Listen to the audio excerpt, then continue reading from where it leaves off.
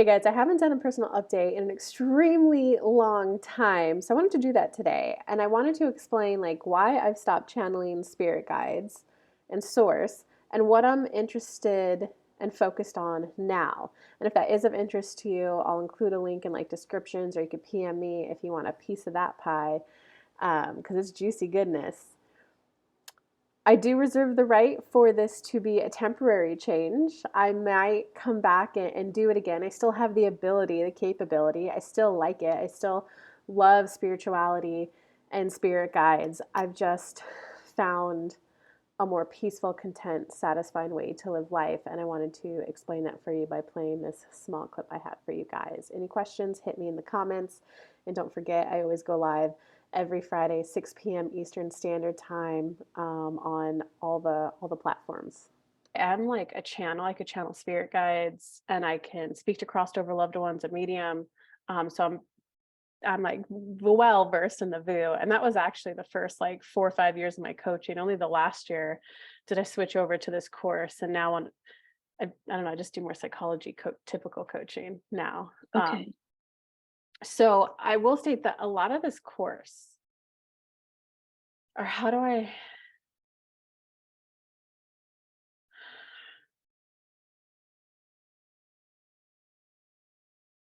okay. So the spiritual world is very real. Spirit guides, soulmates still being there to support you. It's very real day in, day out.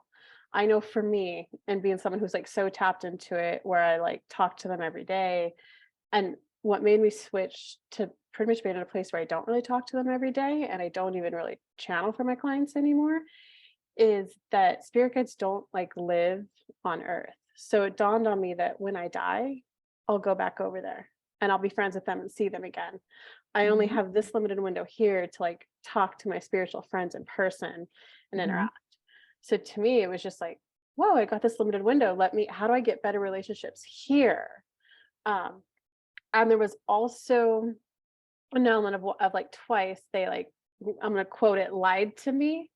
And it's just because they're in the spirit world. So like one example I could give you, they've never lied about personal growth, spiritual growth, emotional growth. They've never lied about that. But one example was I met a guy, he was walking in to interview me for a job and they said, "Hey, that's your husband." And I went, "Oh, I better accept this job and move to Chattanooga." mhm. No, he's married to someone else. I'm dating someone else. We're both happy. And I asked him, like, what's up? And they were like, well, look, you guys had strong potential, very strong potential. You didn't quite work it out human level. But bottom line is, Kelly, you needed to be in Chattanooga for these reasons. We needed to get you there.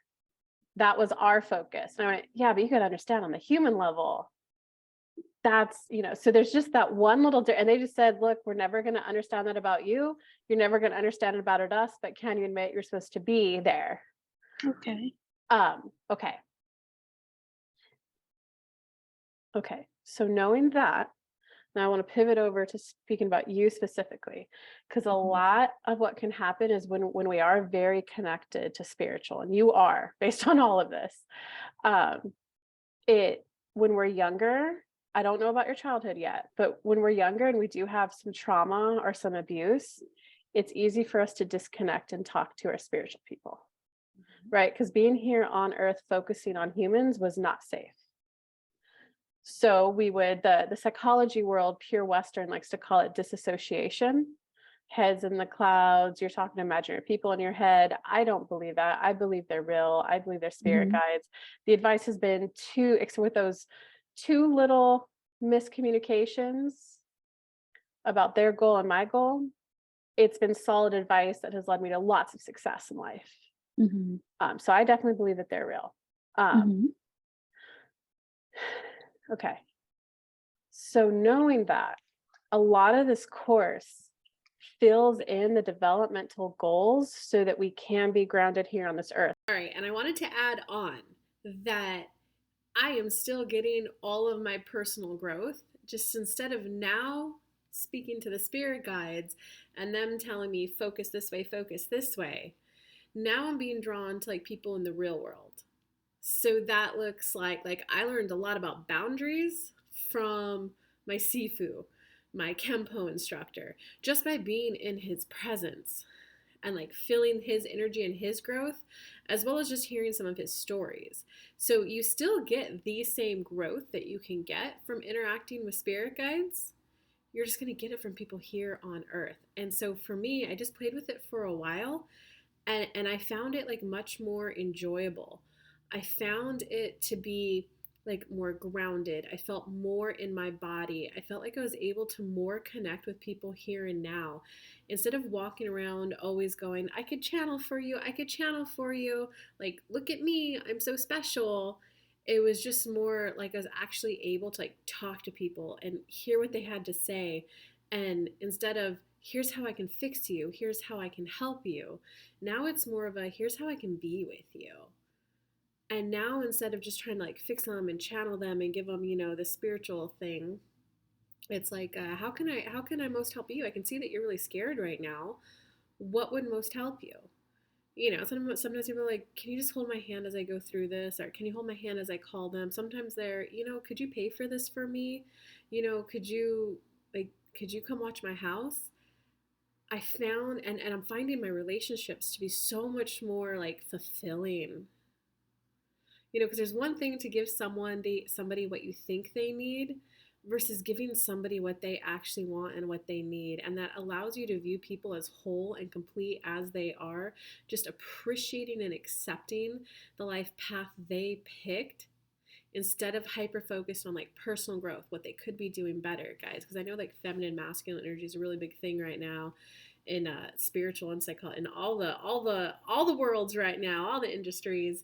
Um, the masculine energy is very forward movement, going forward, very goal oriented.